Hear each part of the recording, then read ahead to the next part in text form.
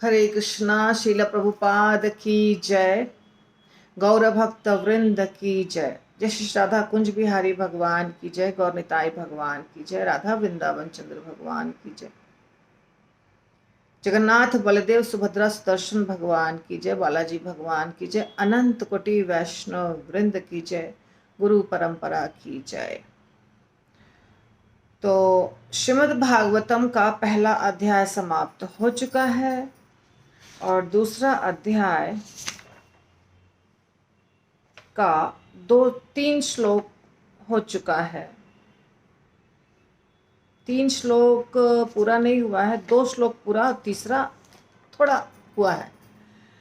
तो पहले अध्याय का जो श्लोक हुआ, उसके जितने श्लोक हुए उसके अंत में क्वेश्चंस आते हैं। सुखदेव गोस्वामी नहीं, यहाँ पे सूत गोस्वामी से प्रश्न पूछ रहे हैं शौनक आदि ऋषि।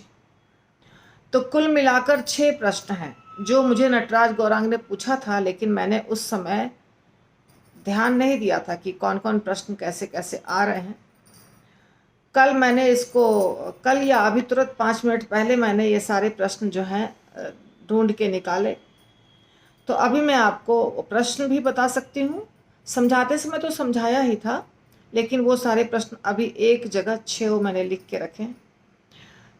तो किस श्लोक में कौन सा प्रश्न है वो श्लोक के नंबर के साथ, क्योंकि ये सारे प्रश्नों के उत्तर सूत गोस्वामी बाद में देने वाले हैं। ठीक है ना, यहाँ से शुरू हो गया है दूसरे अध्याय से। तो ये सारा जो हम पढ़ाई करेंगे ये बाद में करेंगे, पहले हम प्रश्न देख लेते हैं। वो सारे प्रश्न जो सूत गोस्वामी से शौनक आदि ऋषियों ने पूछा। पहला जो प्रश्न था वो श्लोक संख्या 8 में था। श्लोक संख्या 8, पहले अध्याय का श्लोक संख्या 8। उसमें कह रहे हैं कि आप हमें वो सब ज्ञान दीजिए जो आपने वैज्ञानिक ढंग से सीखा है।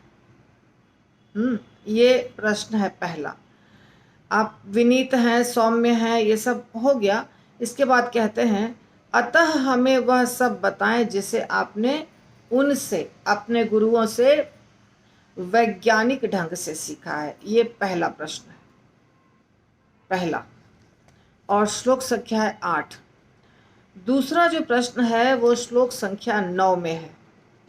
उसमें कह रहे हैं कि आप हमें समझाइए कि आपने जन सामान्य के कल्याण के लिए क्या निश्चय किया है और सरलता से समझ में आने वाली विधि से हमें समझाइए।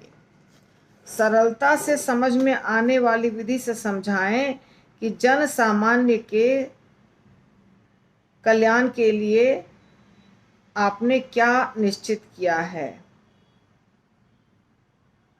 ये है दूसरा प्रश्न। वैसे भी मैंने आप लोग को बताया था ना कि परपोर्ट में जो इम्पोर्टेंट होगा उसको हम लेते चलेंगे साथ साथ में। तो ये इम्पोर्टेंट चीज़ है। तो ये दूसरा प्रश्न हो गया कि शौनक आदि ऋषि कहते हैं सूत गोस्वामी को कि आप सरल भाषा में हमें समझाइए कि साधारण जनता जो है उसका कल्याण कैसे होगा, इसके लिए आपने क्या निश्चित किया है, अर्थात आपके हिसाब से क्या होना चाहिए। श्लोक संख्या 9, ये दूसरा प्रश्न हो गया। तीसरा प्रश्न है श्लोक संख्या 11 में। और तीसरे प्रश्न में ये कह रहे हैं समस्त शास्त्रों का सार, समस्त शास्त्र, बहुत शास्त्र हैं, तो उन सारे शास्त्रों का जो सार है, एसेंस है, उनको चुन करके और समस्त जीवों के कल्याण के हेतु समझाइए। अब समस्त जीवों के कल्याण के हेतु जो है ना, ये सब में आ रहा है, क्योंकि इसी के लिए तो सब हो रही है कथा वगैरह।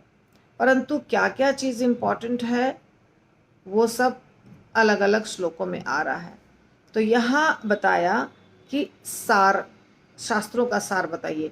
इसके पहले बताया था दूसरे नंबर श्लोक में कि सरलता से समझ में आ जाए ऐसी विधि बताइए, और उसके लिए आपने क्या निश्चय किया है, ये हो गया। तो अभी तीसरा नंबर में क्या हो गया, समस्त शास्त्रों का सार चुनकर हमें बताइए जो जन कल्याण के लिए लाभदायक है, समस्त शास्त्रों का सार। और ये श्लोक संख्या आपको बता दिया मैंने 11 है। अब श्लोक संख्या 13 में चौथा क्वेश्चन है। चौथा क्वेश्चन जब पूछ रहे हैं तो वो ये कह रहे हैं, जिस चीज़ के ऊपर फोकस डाल रहे हैं वो ये है कि हमें पूर्ववर्ती आचार्यों द्वारा दिए गए उपदेशों को समझाइए। तो यहाँ पे महत्वपूर्ण है पूर्ववर्ती आचार्यों के द्वारा जो दिया गया है उपदेश, उन उपदेशों को हमें बताइए जिससे हमारा कल्याण हो, हमारी उन्नति हो। ये चौथा प्रश्न हो गया श्लोक संख्या 13। पांचवा प्रश्न है श्लोक संख्या 17 में 17।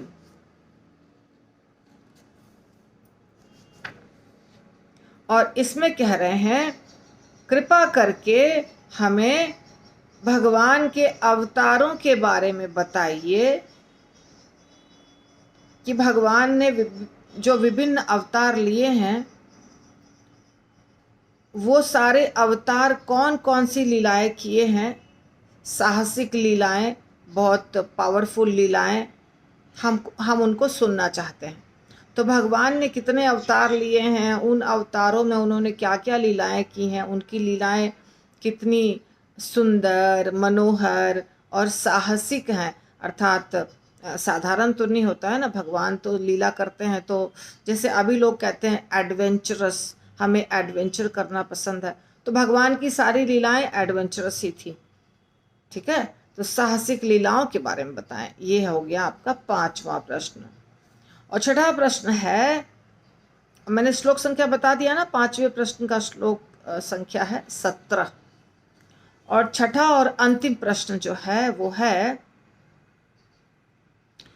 कि चूंकि भगवान कृष्ण चले गए हैं इस धराधाम से लीला समाप्त करके, तो धर्म ने किसकी शरण ली है, अभी धर्म किसके शरण में है, ये है लास्ट प्रश्न, छठा नंबर प्रश्न।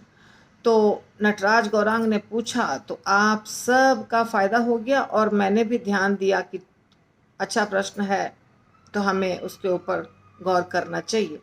तो ये 6 प्रश्न है। अब ये 6 प्रश्न, ये अंतिम श्लोक है 23 नंबर 23 नंबर श्लोक, जिसमें ये सारे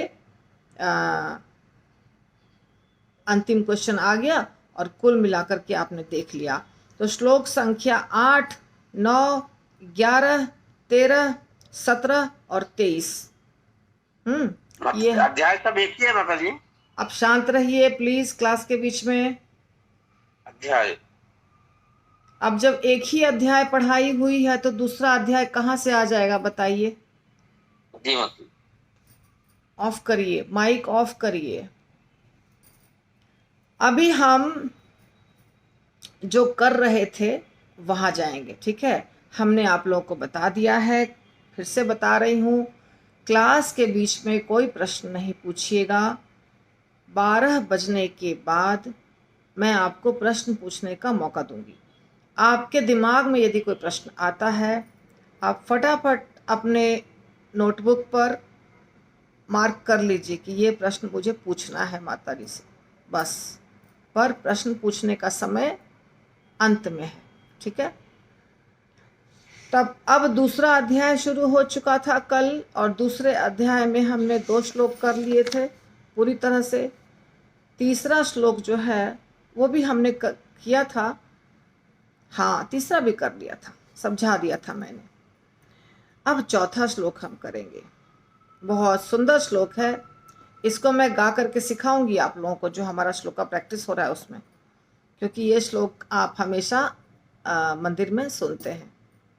वो श्लोक है, नारायणं नमस्कृत्य नरं चैव नरोत्तमं देवीं सरस्वतीं व्यासं ततो जयम् उदीरयेत्। इसके बाद लगातार जो श्लोक आ रहे हैं सारे श्लोक गाने वाले हैं। तो जब बोलना शुरू किए सुत गोस्वामी तब उन्होंने ये सारा उच्चारण किया, अर्थात प्रणाम कर रहे हैं अभी सबको सुत गोस्वामी। अब आंसर देंगे प्रश्नों के, तो पहले प्रणाम कर रहे हैं। पहले किनको किनको प्रणाम किया आप देखिए। नारायणम, भगवान को, भगवान नारायण को नमस्कृत्य, नमस्कार करके, नरम च एव, नरम, नरम यानी मनुष्य, नरम मतलब सॉफ्ट नहीं, नरम यानी मनुष्य। और यहाँ पे नरम अलग है। यहाँ नरम का अर्थ है कि नर नारायण दो ऋषि थे ना, उसमें से नरम यानी नर ऋषि और नारायण ऋषि। नरम, नरम च एव नर उत्तमम, सर्वश्रेष्ठ मनुष्य। देवीम, देवी सरस्वतीम, सरस्वती माता जो विद्या की अधिष्ठात्री देवी हैं। और फिर व्यासम, व्यासदेव जी। ततः तत्पश्चात जयम,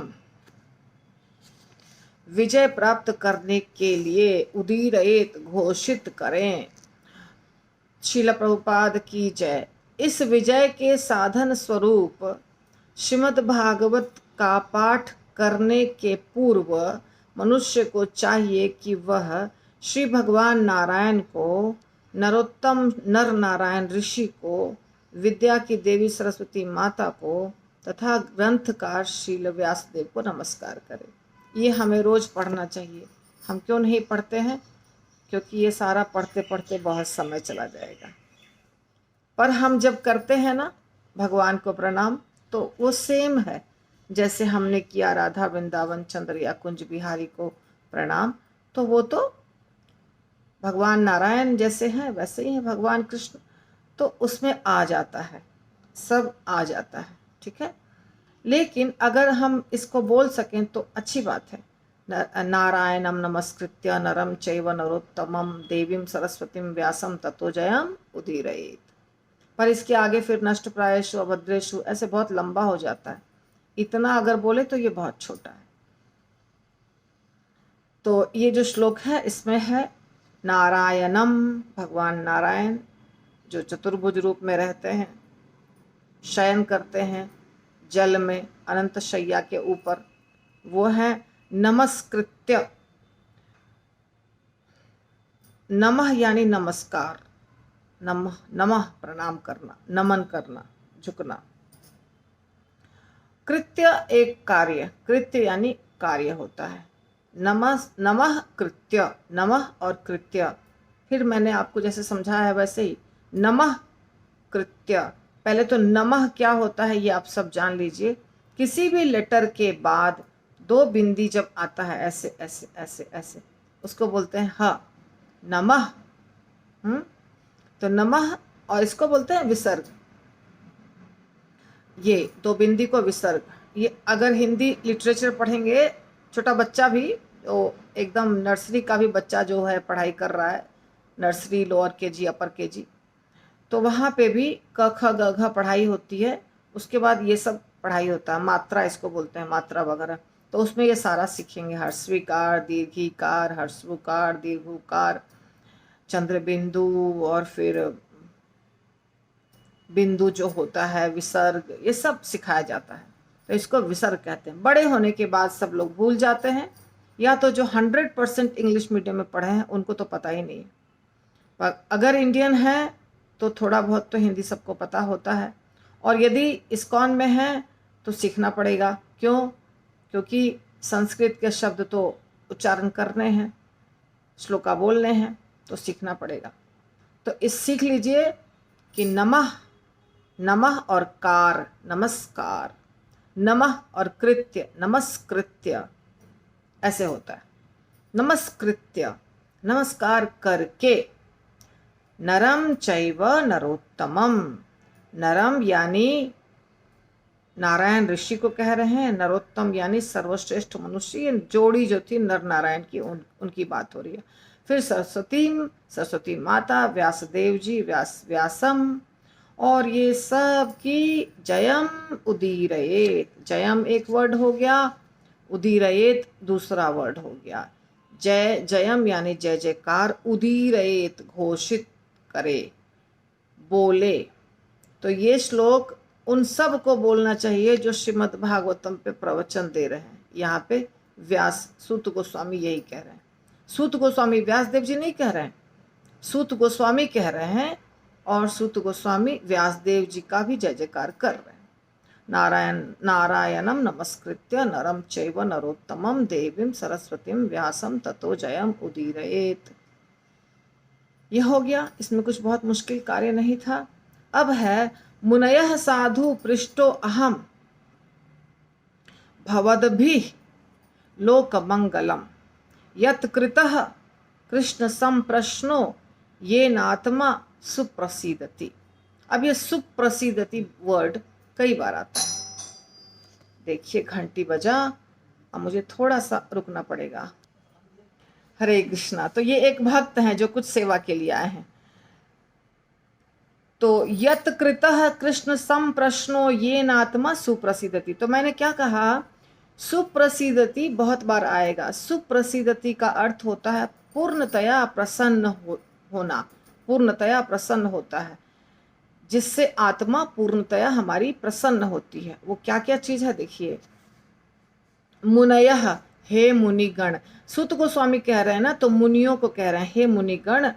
साधु प्रासंगिक है, पृष्ठ पूछा गया, अहम मैं, भवद्भिः आप लोगों के द्वारा, लोक संसार, मंगलम मंगल, कल्याण, यत क्योंकि, कृतः बनाया गया, कृष्ण भगवान, संप्रश्न संगत प्रश्न, ये न जिससे आत्मा स्व सुप्रसिद्धति पूर्णतया प्रसन्न होता है। हे मुनियों, आपने ठीक प्रश्न किया है। आपने जो जो प्रश्न किया वो सब ठीक है। क्यों? आपके प्रश्न श्लाघनीय हैं, अर्थात उनकी श्लाघना होनी चाहिए। श्लाघना किसको कहते हैं? श्लाघना यानी उनका गुणगान होना चाहिए, उनकी बड़ाई होनी चाहिए, उनकी जय जयकार होनी चाहिए। उसको कहते हैं श्लाघनीय है। श्लाघनीय यानी it should be glorified, it should be praised. तो वो क्योंकि क्यों ऐसा है? क्योंकि इन प्रश्नों का संबंध कृष्ण से है। ये जो सारे प्रश्न आपने पूछे हैं श्रीमद् भागवतम के पहले, जो शुरू होने के पहले, ये व्यासदेव जी ने हमें व्यासदेव जी बता रहे हैं लिख लिख करके कि ये सारे प्रश्न पूछे शौनक आदि ऋषियों ने सूत गोस्वामी से। तो सूत गोस्वामी जब जवाब दे रहे हैं तो कह रहे हैं कि आपके ये सारे प्रश्न श्लाघनीय हैं, क्योंकि इन प्रश्नों का जो उत्तर होगा वो कृष्ण से संबंधित है। तो और सिर्फ कृष्ण से संबंधित नहीं है, ये कृष्ण से संबंधित होने के साथ साथ इससे जन कल्याण होगा, विश्व का कल्याण होगा, और ऐसे प्रश्नों से ही आत्मतुष्टि हो सकती है। देखिए, बच्चा जब जन्म लेता है तब से लेके मरते दम तक उसके पास बहुत सारे प्रश्न होते हैं। छोटा बच्चा देखिए, माता से, पिता से, भाई से, बहन से, चाचा से, दादी से, नाना से, नानी से, सबसे कितने प्रश्न पूछता है। ये क्या है, वो क्या है, चिड़िया चूं क्यों करती है, गाय दूध क्यों देती है, ये जानवर कौन है, ये वृक्ष क्या है, ये फल क्या है। बहुत सारे प्रश्न उसके दिमाग में रहते हैं और वो पूछता है। परंतु जिस प्रश्न का संबंध भगवान से है वो प्रश्न ही कल्याणकारी है। तो हमने उदाहरण दिया छोटे बच्चे का, लेकिन जब बच्चा बड़ा होता है और बड़ा होता है, घर गृहस्थी वाला हो जाता है, फिर चुगली, दूसरे की शिकायत, जो चीज़ नहीं जानने की ज़रूरत है उन चीज़ों के बारे में भी जानना चाहता है। ऐसे कर करके मन भटक जाता है और भगवान कृष्ण से संबंधित प्रश्न न पूछकर, हमारा कल्याण कैसे होगा ये न पूछकर, ऐसी चीज़ें पूछता है जो इस दुनिया में हमको फंसाने वाली है। तो वो प्रश्न का कोई फायदा नहीं है। ऐसे प्रश्न पूछने चाहिए जो शौनक आदि ऋषियों ने पूछा। तो यही सूत गोस्वामी कह रहे हैं, आपने बहुत अच्छा प्रश्न पूछा।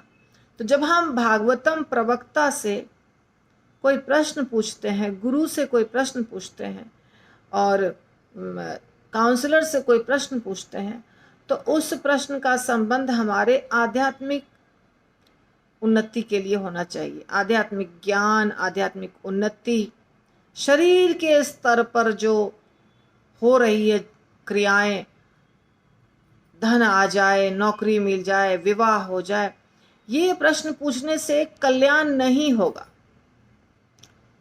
ये प्रश्न पूछने वाली चीज नहीं है। परंतु दुख की बात है कि आजकल 90% लोग ऐसे ही प्रश्न लेकर जाते हैं गुरु के पास, जैसा कि हम देख रहे हैं सब जगह। ऐसा नहीं कि इस्कॉन, कहीं भी ऐसा ही प्रश्न रहता है, क्योंकि शरीर के स्तर पर हम हैं। ऋषि मुनि जो एकत्रित हुए थे नैमिषारण्य में, वो शरीर के स्तर पर की बात करने के लिए नहीं एकत्रित हुए थे। वे एकत्रित हुए थे कि हमारा कल्याण कैसे होगा, जन सामान्य का कल्याण कैसे होगा। तो जैसे जैसे हम भागवतम में आगे बढ़ते जाएंगे, वैसे वैसे हमारा दिमाग, बुद्धि खुलता जाएगा कि हमें क्या करना चाहिए, वास्तव में हमें क्या करना चाहिए। ठीक है, सिर्फ आपको सुनना है, अपने आप दिमाग बुद्धि खुल जाएगा। तो ऐसे प्रश्नों से आत्मतुष्टि होती। ये न आत्मा सुप्रसिद्धति, ये न आत्मा, इससे आत्मा सुप्रसिद्धति, प्रसन्न होता। कैसे प्रश्न से? कृष्ण संप्रश्नो, कृष्ण संप्रश्नो, कृष्ण से संबंधित प्रश्न। कृष्ण संप्रश्नो आसान है, थोड़ा ध्यान देना है शब्दों पर अच्छे से। कृष्ण संप्रश्नो यानी कि कृष्ण से संबंधित प्रश्न। भवद्भि लोक मंगलम, 3 शब्द है, भव, भवद्भि, लोक मंगलम, तीनों को जोड़ दिया, भवद्भि लोक मंगलम। ठीक है, लोक मंगलम आप जानते हैं, लोक यानी लोग, मंगलम यानी मंगल। मंगल का मतलब होता है कल्याणकारी, जिससे फायदा हो, जिससे हमारा। अभी आप देखिए महाराष्ट्र में बहुत दिनों से, हमारे यहाँ तो अभी शुरू हुआ है मैरिज हॉल बोलते हैं, मैरिज हॉल बनना। पर महाराष्ट्र में जब से मैं आई हूँ तब से देख रही हूँ, 30 साल करीब हो चुके हैं, 30 से ज़्यादा हो चुके हैं, कैलकुलेट नहीं कर रही हूँ, लेकिन 30 से ज़्यादा हो चुके हैं मुझे। और तब से मैं देख रही हूँ कि मंगल कार्यालय नामक एक स्थान होता है, कल्याण मंडप साउथ इंडिया में होता है, अर्थात क्या, जहाँ विवाह होता है। तो ये ध्यान देने वाली बात है ना, उसका नाम क्यों है मंगल कार्यालय? क्योंकि मंगल का मतलब होता है शुभ, अच्छा, कल्याणकारी। तो यहाँ जब ये शब्द आता है तो डरते क्यों हैं? ये यहाँ पे सारे शब्द आप जानते हैं करीब, थोड़े शब्द नहीं जानते हैं, सीखना पड़ेगा। तो भवद्भि लोक मंगलम, जिससे लोगों का मंगल हो, लोगों का कल्याण हो, विश्व कल्याण हो। भव यानी क्या होता है? भवद्भि, आप यहाँ प्रभुपाद ने आप लोगों के द्वारा लिखा है, आप लोगों के द्वारा। लोक यानी संसार, भवद्भि लोक मंगलम। ठीक है, तो कुल मिलाकर के यही हुआ कि समूचे विश्व का कल्याण होगा यदि कृष्ण से संबंधित प्रश्न पूछेंगे तो। अब फिर अगला श्लोक बहुत प्रचलित है, बहुत इम्पॉर्टेंट है। सवै पुंसाम परो धर्मो यतो भक्तिर अधोक्षजे अहेतुकी अप्रतिहता ययात्मा सुप्रसिद्धति। अभी पिछले श्लोक में भी सुप्रसिद्धति आया था, इस श्लोक में भी आया सुप्रसिद्धति, क्योंकि शौनक आदि ऋषियों ने कहा था सारे प्रश्न को पूछते समय, जिससे जन कल्याण हो, जिससे हमारा कल्याण हो, जिससे विश्व का कल्याण हो। तो इसीलिए उत्तर देते समय सूत गोस्वामी बार बार ये बोल रहे हैं। पहला तो उनके प्रश्नों का गुणगान किया, तुम शाबाश, बहुत अच्छा प्रश्न किया तुम लोगों ने, इन प्रश्नों से तुम्हारा कल्याण होगा। अब कह रहे हैं सवै पुंसाम, पुंसाम का अर्थ होता है मनुष्य, मनुष्यों के लिए। पुंसाम स वह, वह निश्चय ही, ठीक है। वह का अर्थ भी निश्चय ही, एव का अर्थ भी निश्चय ही का अर्थ भी निश्चय ही। थोड़ा अलग अलग स्थान पे अलग अलग तरीके से लगता है ये। तो परो धर्म, परह यानी परह, परा, परा अपरा, दो शब्द सुना है आप लोगों ने, परा अपरा। अपरा यानी भौतिक दुनिया की चीजें, परा यानी आध्यात्मिक दुनिया की चीजें। तो परा जब आता है तो वो दिव्य शब्द को बताता है, दिव्य आध्यात्मिक। यहाँ क्या है, सवै पुंसाम परो धर्म। परो यानी दिव्य, धर्म धर्म, सबका, सबके लिए, संपूर्ण मानवता के लिए। क्या है दिव्य धर्म, क्या है परम वृत्ति? यतो भक्तिर अधोक्षजे। अधोक्षज भगवान कृष्ण का एक नाम है। अधोक्षज क्यों नाम है? कि इनको हम भौतिक इंद्रियों के द्वारा नहीं समझ सकते। भगवान कृष्ण को भौतिक भगवान कृष्ण नहीं, सबको, भगवान कृष्ण, भगवान राम, विष्णु भगवान, सब, नरसिंह भगवान, इन्हें हम अपने आँख कान, जो भी हमारे पास इंद्रियां हैं, उनके द्वारा नहीं समझ सकते, ठीक है ना। तो इसीलिए बता रहे हैं कि अधोक्षज की भक्ति यानी भगवान कृष्ण की भक्ति, ये सारे मनुष्यों का धर्म है, परम धर्म है भगवान कृष्ण की भक्ति करना। यतो भक्तिर अधोक्षजे। और कैसी भक्ति करना? अहेतुकी अप्रतिहता। हेतु का अर्थ होता है कोई मतलब, कोई लाभ। हेतु, ये शब्द भी आप कई बार सुने होंगे। किस हेतु से ये कार्य किया आपने, या यहाँ आने का हेतु क्या है? तो हेतु का अर्थ होता है कुछ फायदा, कुछ लाभ। अहेतु कोई फायदा नहीं।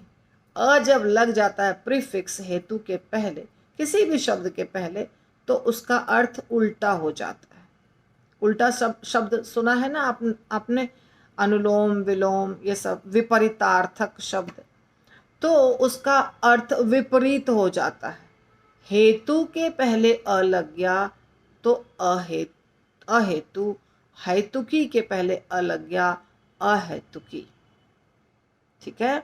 तो अहेतुकी भक्ति यानी हम भक्ति तो करेंगे भगवान की, पर बदले में कुछ भी नहीं चाहिए, कोई हेतु नहीं है। मंदिर जाना है तो मंदिर जाकर के वहां हमें कुछ चाहिए नहीं, हम सिर्फ हाजिरी लगाने जा रहे हैं भगवान के दरबार में, और हो सके तो हम कुछ सेवा करेंगे, परंतु भगवान से कुछ नहीं चाहिए हमें।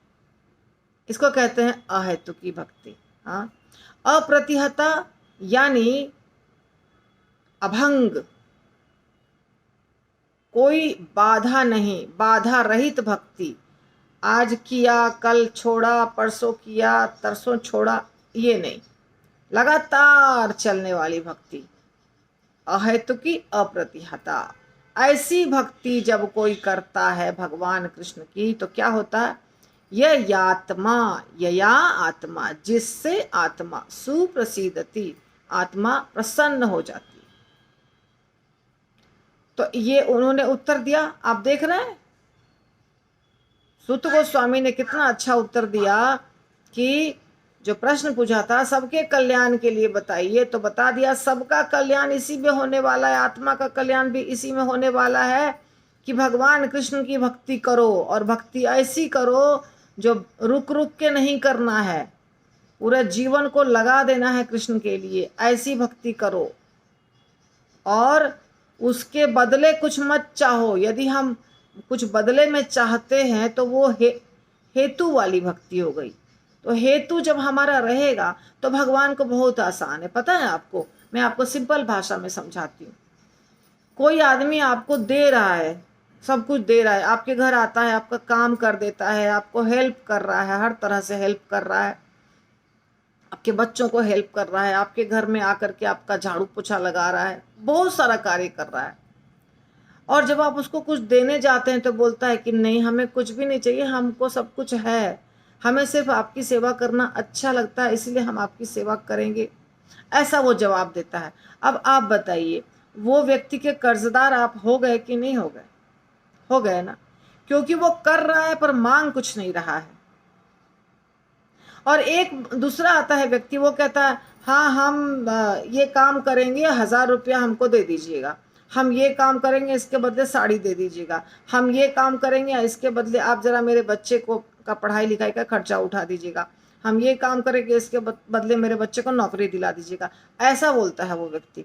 आप क्या करते हैं? उसको साड़ी देते हैं, उसको पैसा देते हैं, उसको नौकरी दिला देते हैं, पर आप उसके कर्जदार बिल्कुल नहीं है। क्यों? क्योंकि उसने जितना काम किया उसके बदले उसने जो मांगा आपने दे दिया, काम खत्म। अब आप कर्जदार नहीं है, थोड़ा भी नहीं। कल को वो रूठता है, गुस्सा जाता है, आपको कोई मतलब नहीं, ठीक है, जितना उसने काम किया हमने उसको दे दिया। पर ये जो लगातार आपकी सेवा किया और कुछ भी नहीं लिया आपसे, ये अगर एक दिन नहीं आता है, बीमार पड़ जाता है घर में, आप जरूर जाइएगा देखने उसको। क्यों? अरे वो क्यों बीमार पड़ गया? उसने बहुत सेवा की है मेरी, मुझे जाके देखना है उसको क्या हुआ है, उसकी क्या समस्या है जो वो आज नहीं आया। क्यों? क्योंकि यहां आप कर्जदार हो गए हैं। उसने एक तरफा आपकी सेवा की और उसने कुछ लिया नहीं आपसे। इसी प्रकार जब हम भगवान के मंदिर में आके भगवान की सेवा करते हैं, भगवान का नाम जपते हैं, भगवान के भक्तों की सेवा करते हैं, भगवान से कुछ मांगते नहीं है, कभी नहीं कुछ मांगते हैं। अब आपको कोई तकलीफ हुई, अब बताइए भगवान क्या करेंगे? भगवान तो कर्जदार हो गए हैं आपके, क्योंकि आपने कुछ नहीं मांगा। अब बिना मांगे आपको भगवान देंगे।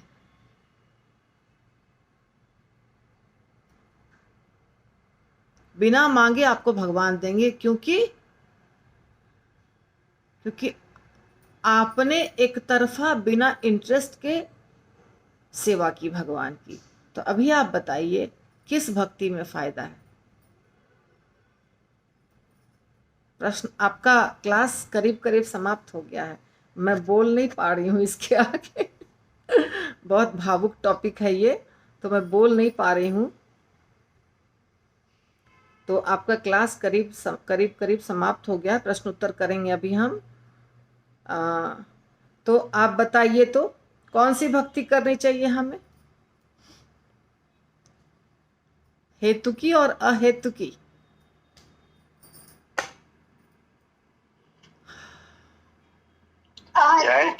अहेतु की। Very good.